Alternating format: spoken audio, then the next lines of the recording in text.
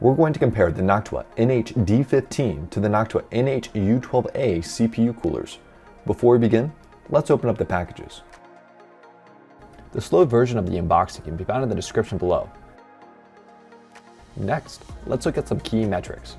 Both CPU cooler images shown show the side of the cooler that would face the RAM. With that in mind, the NH-U12A does not extend far enough that would cause issues with RAM clearance in most setups. However, the NH-D15 may have RAM clearance issues depending on your setup. Additionally, they both extend out on the back side, which may cause clearance issues with micro motherboards.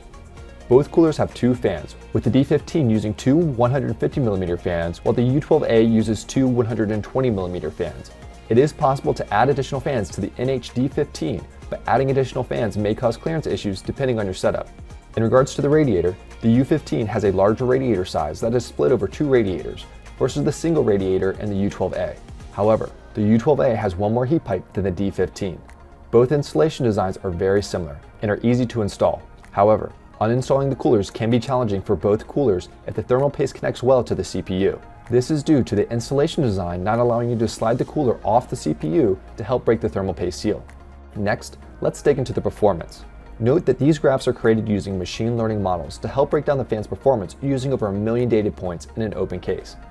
This means that performance may differ depending on your case's airflow and your CPU. To orient you to the graph, the left side shows temperatures corresponding to the solid lines, with the right side showing noise levels represented by the dashed lines. As a general rule, lower is always better for the data shown. We'll first look at the fan's performance on an idle CPU, which is assumed to be using 30 watts of power. When comparing the NH-D15 in red to the NH-U12A in blue, both coolers perform similarly at idle temperatures across the board. Given that neither fan is expected to go above 50% during idle, sound is not a consideration. As we increase watts to approximately 105, which is about what the CPU is rated for, we see that the D15 has better cooling performance across the board.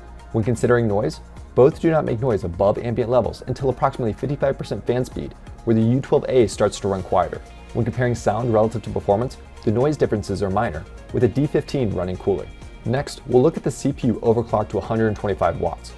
This shows that the U12A struggles at overclocked levels, while the NH-D15 can handle higher overclocked levels.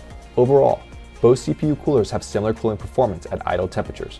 However, the U15 performs better as we increase the watts driven by its larger size, making the cooler the winner for this comparison, if your setup is compatible with this cooler. If you enjoyed this video, you should check out this one. Thank you for watching.